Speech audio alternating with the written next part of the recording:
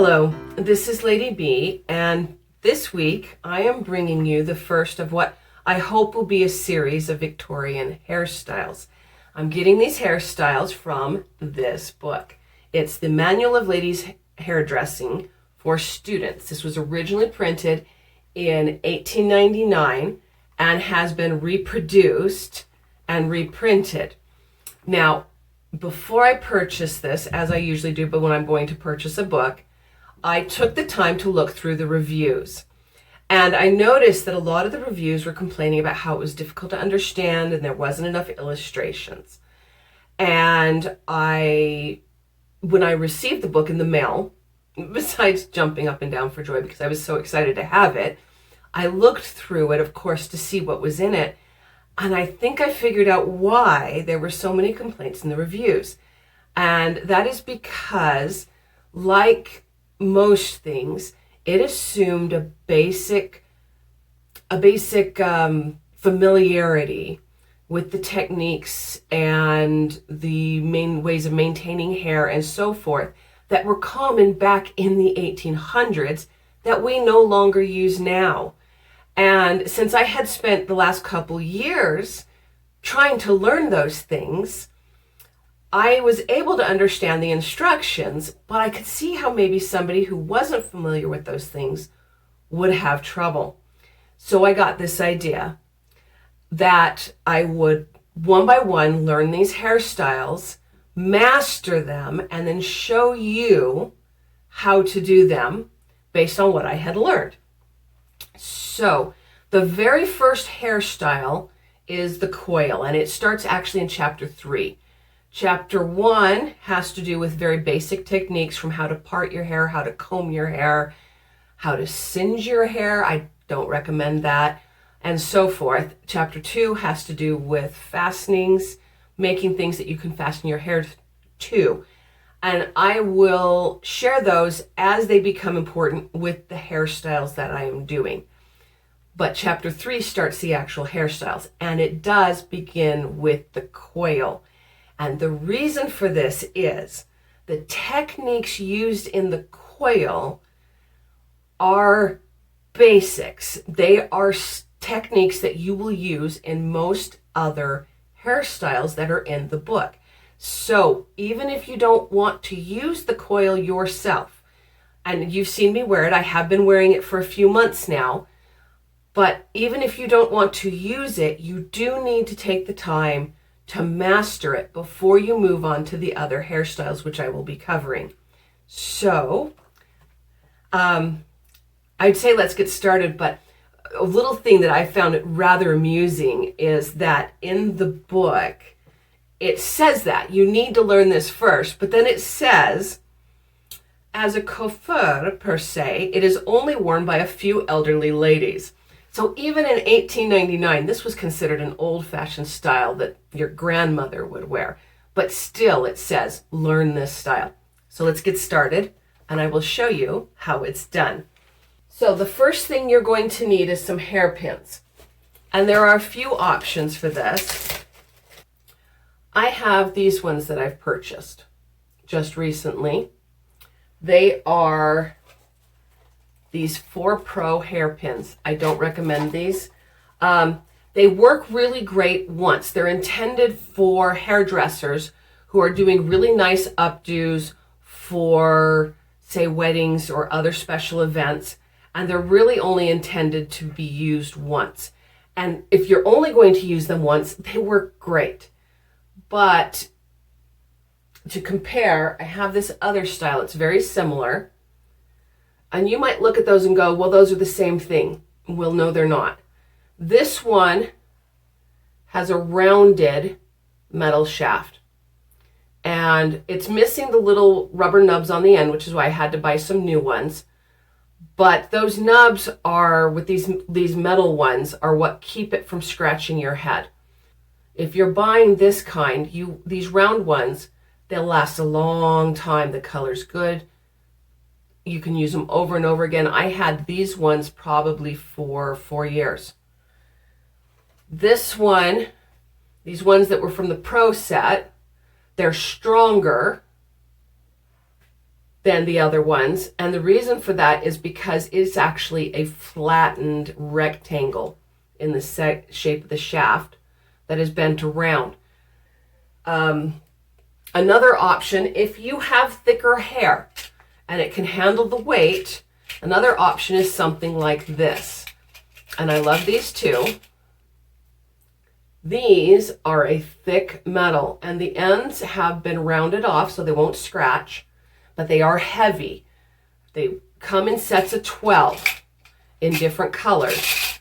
And I love these. They're wonderful, but they are heavy, and there are some days I don't want to deal with it. But this is the kind of hairpin you need for these hairstyles. Now, about the length, they come in lengths between 1 inch and 3 inches. I haven't seen any longer than 3 inches. I like to go longer, especially for this hairstyle, the coil. My idea when it comes to the coil, at least, is you want it long enough that it will have an additional up to 50% plus sticking out past where it goes through the roll of your hair, which for me is about that much. So this is a 3-inch length. 2.5 inch for the amount of hair I have would also work. I'm not sure a 2-inch would. So I have the 3 inches. And this is the length I like to use, like I said, for this hairstyle. For other hairstyles, it may not work as well. To do the coil, the very first thing you have to do is gather your hair up at the crown of your head. And you don't want it forward crown. You want it a little bit back. Now, unless you're planning on trying to set your whole bun right on the top of your head, but the idea is to have it here. Now, the advantage of these longer pins, the reason I go for these longer pins is as I put them in, these pins are going to overlap and actually connect with each other. And when you're done putting your hair up with the coil, all of the points of pressure are going to be spread out all the way around the outside of the coil as well as the inside of the coil. And what this means is no matter how long your hair is, you can have it back further on your head and it won't give you a headache because you have multiple points of contact that are supporting that hairstyle. And so for those of us who have longer hair, who you know is that you put your hair up when there's only that one point of contact, gravity pulling down on that will often give you a headache. That will not be an issue with this hairstyle. We gather our hair up to the crown. And I'm going to hold it like this. Now it takes both hands because what you're going to do is this hand, your off hand. Now, if you're right-handed, this will be your left hand. If you're left-handed, it would be your right hand. I'm right-handed. But the off hand is going to pinch and hold it in place, while the right hand does a twist. So I smooth that out. Say that again. Once you have your hair nice and smooth, you're going to grab it and you're going to start twisting. Now, you do not want to make this a tight twist. You do want to make sure that the twist starts right here by your scalp. But you twist it. Once you have a twist you like, you let it just gently fall around. And you hold it in place again with the off hand. So you can see that right there where I'm holding it. Okay, now, the first thing you're going to do is drop what I call an anchor point at the nub where it meets your scalp. Let me show you from this side. Okay. This is the very beginning of the twist right here. And I'm going to drop that first one in, catching through it. Take it to the scalp, push it over, and slide it in, like that. And the reason I call that the anchor is because every one of the pins I slide in after this is going to touch that first pin, and it's going to hold them in place. Now, how many you're going to need at this point is going to depend on how much hair you have. For most people, 4 is enough. I find I need 5. If you have a lot of hair, you're probably going to need 6 on each of the rows around. Since I do 5, I'll drop another one. Now, this doesn't have to be pulled tight. You literally just place this where you like it, and then you attach it. So there's number 2 for me. And I slide that in underneath my anchor pin. There we go. There's number 3. Now, you'll notice in a lot of the hairstyles, it shows the hair going straight back. As you tuck your hair, as you slip the pin into your hair, you straighten out those hairs, and it will straighten it for you. It will give you that look.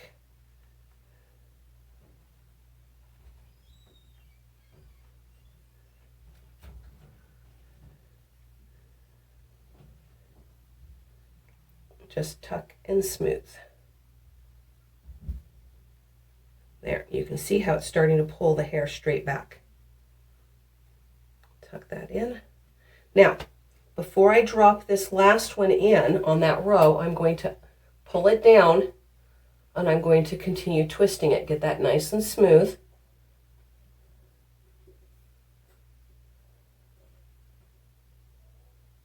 Again, I don't pull it tight, but I am going to pull it around and set down my next layer.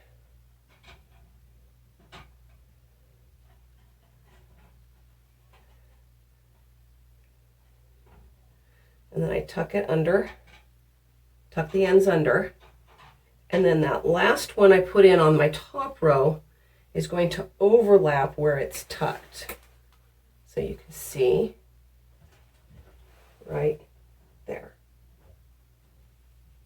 And that holds it down, holds this down. And now I'm going to do the same thing, and I'm going to place these pins in, however, in between the previous pins. Since I did a 5-point, I have one here, here, and here. My new layer is going to go here, there, and here.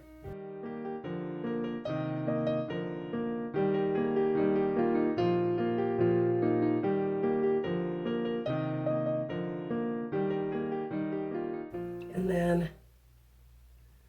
let's pull that out where I want it and drop in 5. Now, as you are putting these in, you will be able to feel the other pins where they are, and you just lock them into place. And now that will not move. Okay? And then if you want that little poof here, you just pinch and pull. Just pinch and pull the hair till it looks like how you like it. And there it is. And that's how it's done. Now, if your hair is not this long, and I know a lot of people's isn't, or you feel that it's too thin, you can use the addition of something called a switch. And this is recommended from the book.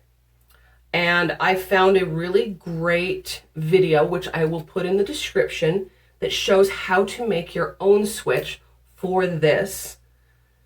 And you can use that, a hair switch, and you can use a hair switch to bulk out your hair. And give me 1 second to take this down. Okay, so what I have here is not a proper switch. What I have here is a practice switch that I created from this. This is called a quell'infelice. I totally said that, I know. Anyway, jumbo braid. And this is 100% whatever the material is called. I guess that's the name of the material. But this cost me less than $4 for this huge. Right, now this is actually half the length of it, if that gives you an idea how long this is. So you can trim it to length however you want to do it. All you have to do is secure this end in some way, shape, or form so that this will not come apart. This is, like I said, this is for practice. If you're going to be using this regularly, I recommend getting a much, much, much, much better quality than this. But for practicing on, you can't beat less than $4. All right, so how to use a switch to bulk out your hair. Once again, you're going to grab it at the crown of your head. I'm going to even go a little bit further, because the more hair you have, the further back you need to go to make everything fit. So I pinch, hold this with my offhand to pinch. I smooth out my hair. Okay, so to put the switch in, I need to have it held with your, whatever your hand is. See, I'm right-handed, so it's my right hand. I hold it in like this, and I'm going to take this switch and lay it with my hair. Hold it like that. And then I'm going to use this finger to part my hair and tuck that in. And then, once that's tucked, I come back with this hand to grab, just like I did before. But now, as I am pulling my hair to twist, I'm working that switch into that twist.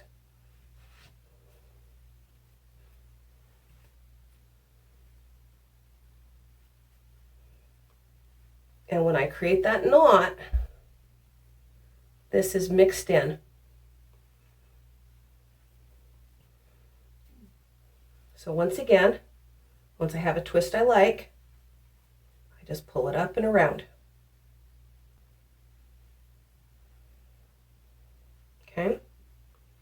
Then I take my pin, my first pin, my anchor pin, and once again, holding it in the offhand, I'm going to drop this in, catching both my hair and the hair from the switch. Pop it in. So at this point, it's exactly the same. I place it where I want it to go.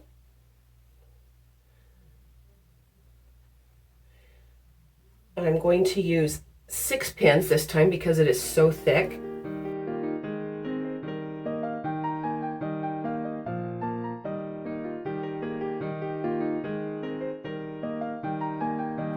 Now, before I put that last one in, remember what I said. Do your twist.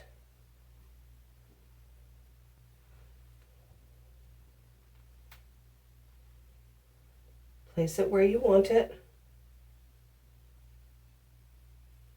Tuck your ends. This is so much bulkier, I actually do not have a lot of ends to tuck.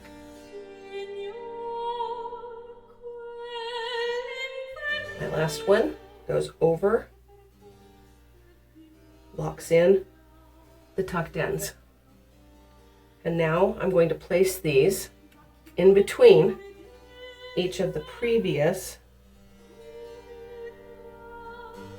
ones.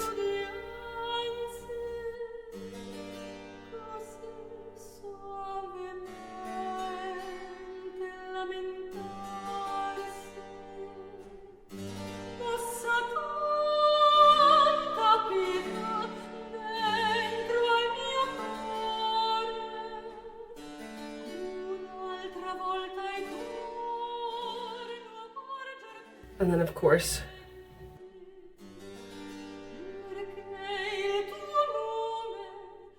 and there it is. Now, it's important that you do this pinch and pull. You do not want your hair being pulled tight back from your head. That can actually cause hair loss along the hairline. So by doing this pinch and pull and pulling it out from the hair, You prevent any tension on the hair in your hairline. But there it is, the coil. And you can, of course, if you want it out around the sides, you can also pinch and pull back here to get that classic poofed look all the way around. Okay, so that's how it looks from the front, from the side, from the back, and the other side.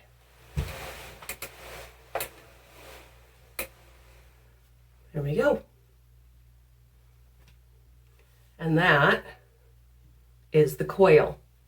Learn how to do that, and just about every other hairstyle will be a lot easier. Yeah. Now, I love you all, whether new or old. If you enjoyed this, please like and subscribe, and I will see you next time. Until then, whether trying out new hairstyles or anything else, just remember, don't be afraid to suit yourself and make whatever it is you do exclusively you.